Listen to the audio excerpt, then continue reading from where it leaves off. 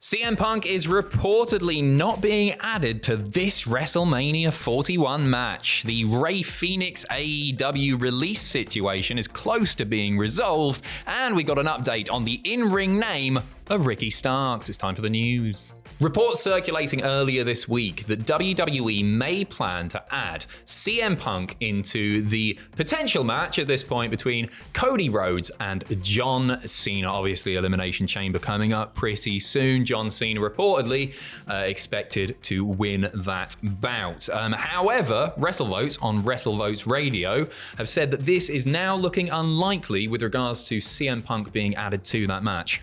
They said, we do know several in WWE would absolutely prefer a three-way match between Cody Rhodes, John Cena and CM Punk, as opposed to the rumoured singles match between Rhodes and Cena, along with the rumoured triple threat clash between Punk, Seth Rollins and Roman Reigns.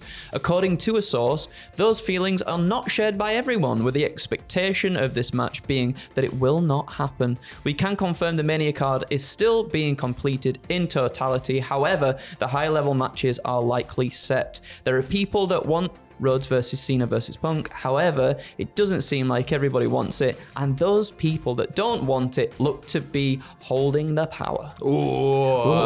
I'm happy about this personally. Me too. I want to see Cody Rhodes versus John Cena one-on-one. There are a few reasons that I don't want CM Punk added to that match. First and foremost, I think it probably takes away what I think will be a real passing of the torch moment as like the WWE babyface of the last 20 odd years, John Cena passing the torch to the babyface for now, Cody Rhodes. But on top of that, that would be a main event match, and I don't want CM Punk getting his main event match at Mania just yet because I think there's a better story to be told holding off on that. I want him, it's horrible to say, but I want him further down the card because I want him to be desperate for that match. There's a ready-built story there to be told, and for him just to get inserted into that one, he's got to earn it. He's already in kayfabe. He's got to earn it. Do you know what I mean? No, completely. Like, I do agree with you. I absolutely agree with you on that on that level. And also, I feel like I'd prefer a singles match between Cody and John because then you can get to play with Cody's character a little bit more and focus on that as they go into a singles match together. Bit more of an John edge. Cena, like the huge babyface that everybody loves, and at this point, Cody's like, he's got the title and it feels like it's the albatross around his waist that's making him lose all his friends and sort of like turning him a little bit like, he's starting to get a little bit aggressive in his mannerisms and the things that he does. So I would rather than focus just on those two specifically in that thing. I'd still like to see the triple threat though of Rollins, Roman, and Punk. Yeah, that's what, like, especially with after the Rumble and everything. That's where the beef is, right? Yeah, and the whole thing, you know, the Paul Heyman favor. I'd love to see like Punk just be like, I want Heyman in my corner rather than your corner in this match. Yeah, that's fun, isn't it? Something like that, yeah. Something like that would be really good. But yeah, I'm not super disappointed about this. No, not at all. Time will tell, though. You never know. A WWE champion has hinted at a title belt redesign. Adrian Hernandez chatting away with Tiffany Stratton, who suggested a vibrant all-pink redesign for the championship, remarking, You know, I say never say never. I'm Tiffany Stratton. I'm an icon living. I'm a legend living, so never say never. I feel like a pink title would totally fit Tiffany Stratton and it would embody everything that Tiffy Time is, so you'll have to wait and see, guys, and I'm surprised that's not already happened. it should have happened, shouldn't it? Yeah. Because she's only got a few months with it until Charlotte takes it off her. No, don't say that, no! I think she will. I think Tiffany is the perfect character for a temporary belt redesign. Like, it doesn't always work for me, and sometimes it winds me up when somebody will just get like a custom championship. But Tiffany, she's spot on for a big pink, garish, horrible looking belt. Yeah. That just totally suits her, doesn't it? Absolutely. The whole stuff with the briefcase as well, when she was gifted the pink briefcase, it feels just like the natural thing to do. And I kind of, for some reason in my mind already, I'd imagined that the belt was already pink. I don't know why. Do you know what? Because it just seems so fitting. Yeah. Do you know what I mean? In your mind, if you picture her with the belt, it's like pink. a big pink monstrosity. Yeah. Well, not a monster. I think it'll look quite nice in pink. Yeah, so Yeah. I'm not going to disagree with you there. Over to the AEW side of things, Rey Fenix has reportedly been asking for his release from AEW for some time. He's made his frustrations very well known about that fact. Apparently, this situation is close to being resolved, according to Dr. Chris Featherstone, PhD. Go on. That was very good.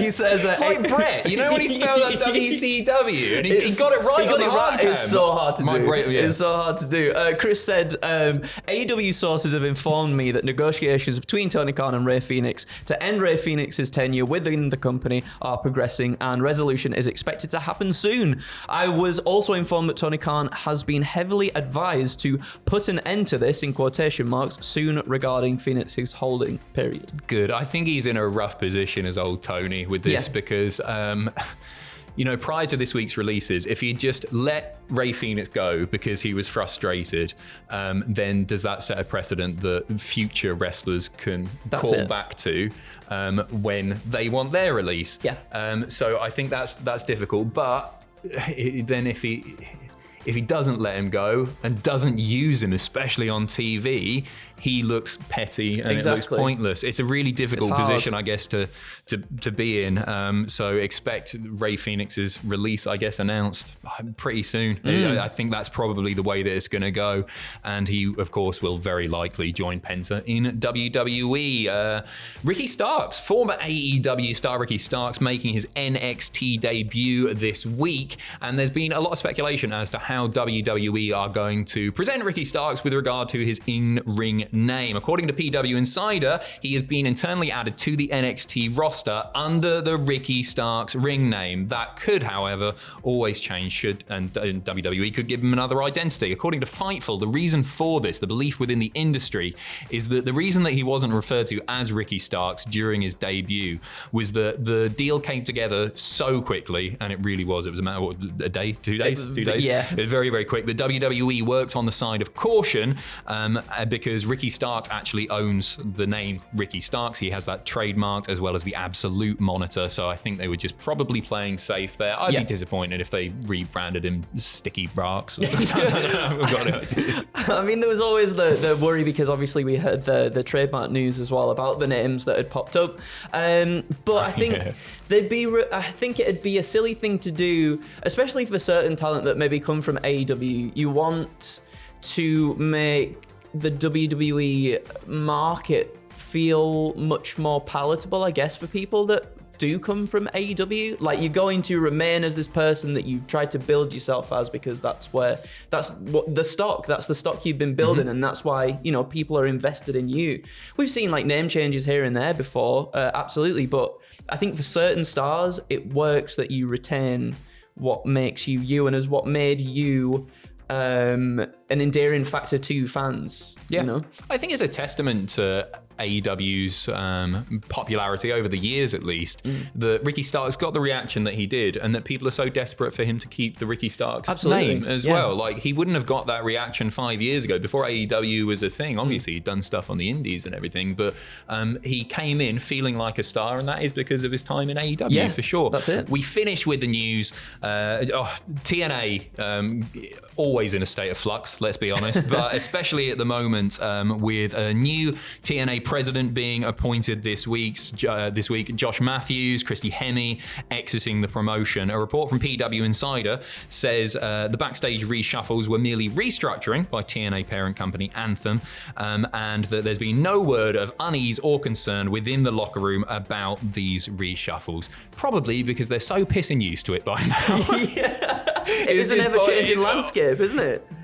To say the least, to say the very least. But I think talent are just used to it by this point. There will be a lot of people sad to see Josh Matthews and Christy Hemme go, especially Josh Matthews has been there for a decade at this point. Christy Hemme apparently very, very good at her job, but the new people in charge want to put their own people in those positions. So I think it's a real shame to lose the long-term staff members. Yeah, I agree. Like that. But yeah, TNA talent, used to it. Thank you very much for watching. Cheers. We have got a new punishment video on our Patreon, which was filmed yesterday, and I can honestly say was one of the most miserable ones that I've ever done. It is the Mousetrap Labyrinth, and if you want just a little teaser, Here it is. Okay, good. You can subscribe now at patreon.com/cultaholic to see me in pain. Bye, have a good weekend.